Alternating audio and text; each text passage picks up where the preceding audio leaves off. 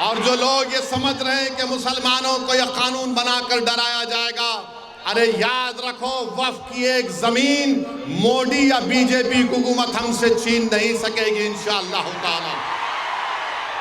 है 4 मिनट, तो इस कानून के ऊपर सिर्फ यही बोलना है, ये कानून नरेंद्र मोदी इसलिए बनाए, वो ये समझ रहे कि कानून बनाने से हमारी मस्जिदों को छीन लेंगे, दरगाहों को छीन लेंगे, कब्रस्तान को छीन लेंगे, ईदगाह को छीन लेंगे, इवैक्यू प्रॉपर्टी को छीन लेंगे, मस्जिदें वीरान हो जाएंगी। नहीं मिस्टर मोदी, हम भारत के मुसलमान हैं, मस्जिदें नहीं छोड़ेंगे। अब तो मस्जिदों को आबाद करेंगे।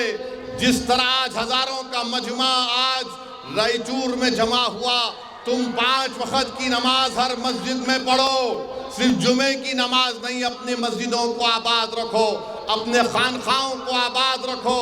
कोई माइका लाल हमसे इंशाअल्लाह ताला हमारी मस्जिद को नहीं छीन सकता। और जो लोग ये समझ रहे हैं कि मुसलमानों को यह कानून बनाकर डराया जाएगा, अरे याद रखो, वक्फ की एक जमीन मोदी या बीजेपी हुकूमत हमसे छीन नहीं सकेगी इंशाअल्लाह ताला, क्योंकि तुम्हारा कानून काला है। हिंदुस्तान के आईन की दफा 14, 15, 25, 26, 29 के खिलाफ है, जो चैप्टर 3 का फंडामेंटल राइट है। हम कर्नाटका और रायचूर के हमारे हिंदू भाइयों को पैगाम दे रहे हैं कि आपके एंडोमेंट बोर्ड में सिर्फ हिंदू मेंबर बन सकता है, तो कैसे मुसलमानों के वक्फ बोर्ड में गैर मुस्लिम मेंबर बन सकेगा, बताओ आप। और ये 5 साल का मुसलमान, अरे नरेंद्र मोदी, ये 5 साल का मुसलमान का क्या कानून? बाबा आदम से लेके अब तक एक ही दीन रहा, वो इस्लाम रहा, और सुबह क़यामत तक दीन वही रहेगा। ये 5 साल का कौन क्राइटेरिया तय करेंगे? अगर कोई दूसरे धर्म का आदमी दे सकता, उसमें 5 साल का नहीं, हमको 5 साल का लुज़ूम कैसे लगाया गया, बताओ। अरे जो एक मिनट में ला इलाहा इल्लल्लाह मोहम्मद रसूलुल्लाह बोल दिया, क्लीन, उन्हें पूरा क्लीन। आप बोल रहे 5 साल सर्टिफिकेट पप्पा मोदी देंगे, अमित शाह देंगे, कौन देगा हमारे को सर्टिफिकेट? तुम्हारे सर्टिफिकेट की जरूरत नहीं है। यह कानून सिर्फ और सिर्फ मस्जिदों को छीनने के लिए लाया गया। आपकी एक मीनार मस्जिद है रायचूर में, है ना, 500 साल पुरानी है। उस मस्जिद में एएसआई का भी रोल है, तो मोदी कानून ये बना दिए कि एएसआई मालिक होगा, वक्फ बोर्ड मालिक नहीं होगा। कैसे एएसआई मालिक होगा? कहां से एएसआई मालिक बन सकता है? और फिर बोल रहे कि हम वक्फ औलाद नहीं करेंगे, बच्चियों का हक नहीं मारना। मोदी जी, अमित शाह, मैं आपसे डिमांड कर रहा हूं, क्या आप बिल्किस बानो को बिठा के चाय पिला सकते? बताओ मोहब्बत मुस्लिम खवातीन से।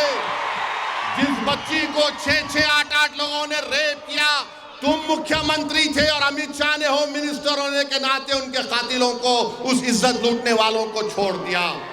और जो लोग जुल्म कर रहे हैं भारत में मुसलमानों पर, अरे जालिमों, हमको खतरा चीन से है, हमको खतरा पाकिस्तान से। अब तो ड्रम भी अनाप शनाप बकते रहता है। अरे भारत को मजबूत करो। आपने क्या किया? मध्य प्रदेश में ईद से 2 दिन पहले हाजी मकसूद साहब को आपने पीट कर मार दिया। क्यों मारा आपने? क्या वजह थी? और एक राजगढ़ में हुआ, फिर रायसन में अरमान और जुनैद को मार दिया, जुनैद की मौत हो गई। अरमान वेंटिलेटर पर है, और मध्य प्रदेश की पुलिस तो माशाअल्लाह जितना बोले कम। किसको पकड़े? नहीं पकड़े। अरे नाम तो बोल। नहीं, नाम नहीं बोलते। क्यों? आपके साले है, ससुरे है, क्या है? नाम बोलने से क्यों डर रहे? इतना शर्मा रहे क्यों? और फिर मध्य प्रदेश में आप देख लो, मध्य प्रदेश में 2017 में बजरंग दल के ध्रुव को पकड़ा गया, 16 अरेस्ट हुए। 2019 में बलराम सिंह को अरेस्ट किया गया इंडियन एक्सप्रेस। क्या हुआ इन लोगों को? और फिर दलितों पे जुल्म हो रहा। 24 जून 2025 को ओडिशा में 2 दलित भाई बुल्लू और बाबुल नायक को क्या जानवर लेके जा रहे थे, जानवर को रोककर उनको पीटा गया। 30 लोगों ने मारा, उनके सर के बाल मुंडा दिए, हाथों को बांध दिया, 1 किलोमीटर उनको रेंगने लगाया, घास उनके मुंह में डाली। अरे बीजेपी वालों, बेशर्मो, देखो ये दलितों पर जुल्म हो रहा है, ये तुम जुल्म कर रहे हो। अरे जाओ ना, चीन को भगाओ जो हमारी 2000 स्क्वायर किलोमीटर जमीन पे कब्जा करके बैठा है, वहां पर जाकर हिम्मत दिखाओ, हम भी तुम्हारे साथ आएंगे। मगर यहां दलितों को मार रहे और बड़ा नेक काम समझ रहे।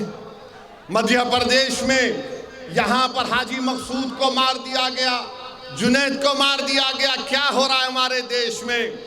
हम बीजेपी से बोलना चाह रहे, बाहर के दुश्मन को देखो। और ये जितने गांव रक्षक है, इतने बहादुर है, तो पहले इनको चीन के सामने फेंक दो, लड़कियां चल। अरे देश को बचाओ, देश की रक्षा करो, देश को खतरा है चीन से। याद रखो, अगर भारत ताकतवर नहीं बनेगा इकोनॉमिकली तौर पर, मिलिट्री तौर पर, तो फिर हम क्या करेंगे? क्या करेंगे हम, बताओ? मगर ये समझ नहीं रहे हैं। बहरहाल मेरे अजीज दोस्तों और बुजुर्गों, मैं आपसे वादा कर रहा हूं, दोबारा रायचूर को आऊंगा, आप आएंगे ना सुनने? भड़काऊ भाषण सुनने आएंगे ना? अभी क्या है, मौलाना लोग बैठे हैं, पर्सनल लॉ बोर्ड का जलसा है, तो अदब के दायरे में रह के बोलना पड़ता है। जब मजलिस का जलसा है, जो पार्टी को आई है, जब फुल टाइम T20 की बैटिंग करेंगे, तो आप इस वक्फ कानून के खिलाफ हैं। अपना सेल फोन की लाइट खोलो, पूरे सेल फोन की लाइट खोलो, ताकि कर्नाटका के बीजेपी को और दिल्ली की बीजेपी भी मालूम हो जाए कि हम वक्फ कानून को रद्द करते हैं, हम काले कानून को रद्द करते हैं।